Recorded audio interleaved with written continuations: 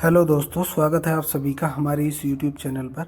दोस्तों, आज हम इस वीडियो में टीआरई 2 के 4 सेलेक्टेड टीचर द्वारा कुछ आप लोगों के लिए अहम जानकारियां बताई गई हैं कि आप कैसे सिलेक्शन ले सकते हैं, कैसे पढ़ाई करें। अगर वीडियो आपको अच्छी लगे तो वीडियो को लाइक करें, शेयर करें और चैनल को सब्सक्राइब करें। वीडियो में बताया गया जो सारा हम चारों लोगों का तजुर्बा है वो आप लोगों की ज़िंदगी में बहुत काम आएगा। चाहे आप टीआरई 4 की तैयारी कर रहे हो, चाहे अन्य किसी यूपी टीजीटी या किसी भी एग्ज़ाम की तैयारी कर रहे हो, वीडियो को पूरा ज़रूर देखें। और ये हमारे इलियास भाई हैं जो +2 के टीचर हैं, और पीछे इमरान भाई हमारे हैं +2 के टीचर हैं उर्दू में। ये इनको आप बखूबी जानते होंगे अच्छे से। ये 9-10 के टीचर हैं। आकिब निज़ाम माय तालीम यूट्यूब चैनल से है ये। इनका भी 9-10 में सिलेक्शन हुआ है। हम चारों लोग आज निकले हुए हैं संडे में घूमने के लिए, क्योंकि कभी कभी छुट्टी मिलती है। जैसे संडे को ही हम लोगों को ज़्यादातर छुट्टी मिलती है, तो काम भी होता है, घर का काम अपना करना होता है, जो पर्सनल काम होते हैं। लेकिन आज संडे और मंडे 2 दिन लगातार छुट्टी है। उसी के लिए हम वोकेशन मनाने के लिए यहाँ निकले हुए हैं। अभी हम हैं पटना के इको पार्क में। ये आप दृश्य हैं, ये पटना का रात्रि का एक माहौल है, बड़ा अच्छा खूबसूरत नज़ारा है। इसी में हम लोग एंजॉय।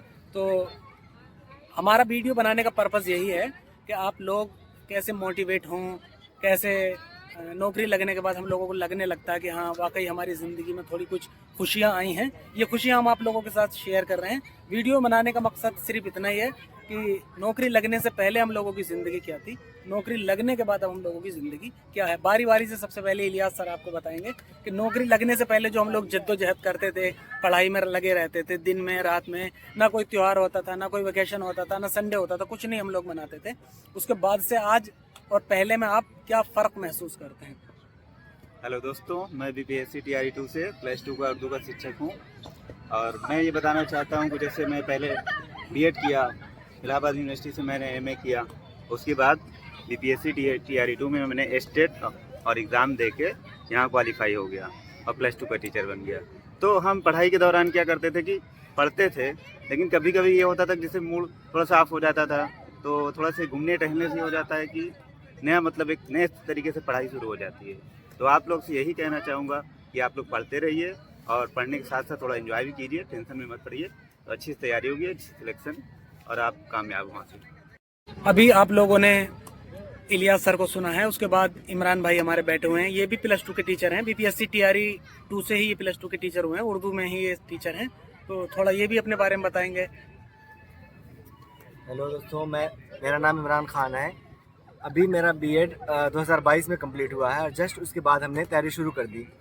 लेकिन कंटिन्यू पढ़ने की वजह से फ़ायदा ये हुआ कि मतलब बहुत जल्द मुझे 22 में मेरा कंप्लीट हुआ है और 24 के स्टार्टिंग में ही मैं बीपीएससी में सिलेक्ट हो गया हूँ।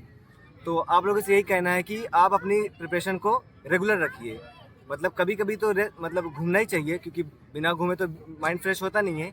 लेकिन आपकी पढ़ाई को बरकरार रखना है, क्योंकि ये जो कंटिन्यूटी बनी होती है ना, इससे क्या होता है कि आपका जो पढ़ाई से रब्त है वो टूटता नहीं है। तो इससे फ़ायदा ये होता है कि आपको सारी चीज़ें अच्छे से याद रहती हैं।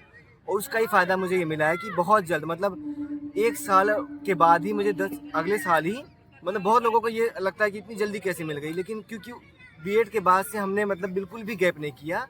और पढ़ने का फ़ायदा ये हुआ कि आज हम आपके सामने यहाँ पे बैठे हुए हैं।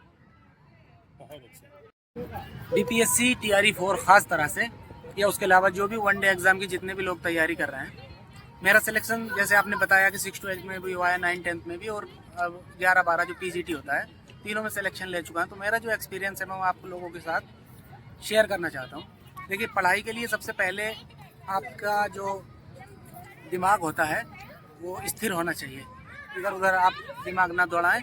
और सबसे अहम जो ख़ास बात होती है वो पढ़ाई के लिए होती यही है कि एक तो आपके पास सिलेबस होना चाहिए, दूसरी बात आपके पास प्रैक्टिस होनी चाहिए, और उससे भी ज़रूरी होता है कि सिलेबस जो पूरा है, जैसे मान लीजिए हम उर्दू के टीचर हैं, तो उर्दू में से क्या क्या क्वेश्चन आते हैं वो आप लोगों को समझना होगा। अगर आप नहीं समझ पाते हैं तो टीचर हैं, जैसे आकिब भाई भी यूट्यूब पे माशाल्लाह पढ़ाते हैं अच्छे से, तो ये आपको वो चीज़ें बताएंगे कि आपको पढ़ना क्या है।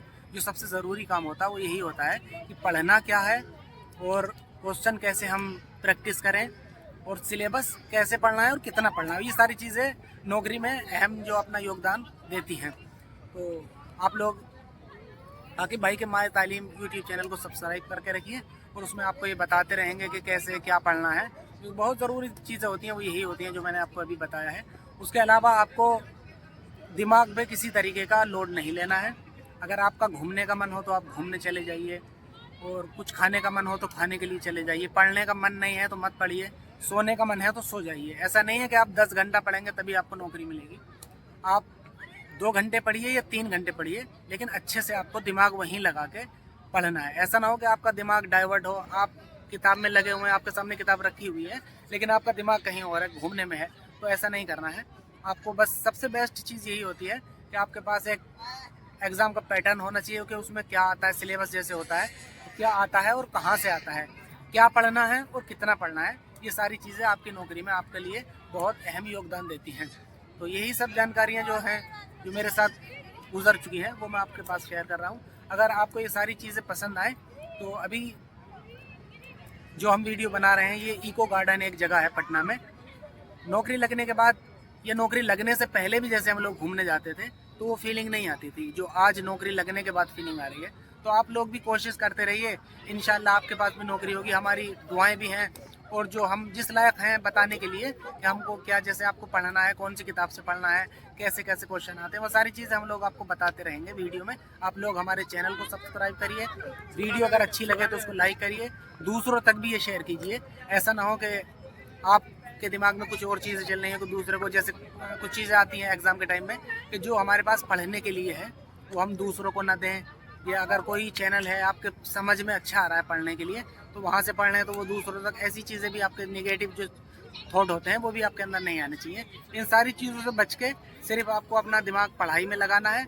और कम पढ़िए, कम दिन पढ़िए, कम घंटा पढ़िए, सोइए ज़्यादा, घूमिए ज़्यादा, जो भी करें, लेकिन जो आपको पढ़ना है वो यही है कि आपको क्वेश्चन कहाँ से आते हैं, किस तरह से आते हैं। किसी की गाइड लीजिए, आपका आकिब भाई का चैनल है माय तालीम, वहाँ से आपको अच्छी गाइडेंस मिलेगी।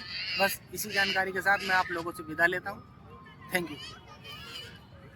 अगली मुलाकात में हम आपको मिलवाने वाले हैं आकिब निज़ाम साहब से, जो माय तालीम यूट्यूब चैनल पर आपको पढ़ाते भी हैं और आपको जानकारी भी देते हैं कि कैसे नौकरी मिलना कितना आसान है, कितना मुश्किल है, किस तरह से आप नौकरी की तैयारी करेंगे, उर्दू सब्जेक्ट की तैयारी कैसे करेंगे, जनरल पेपर की तैयारी कैसे करेंगे।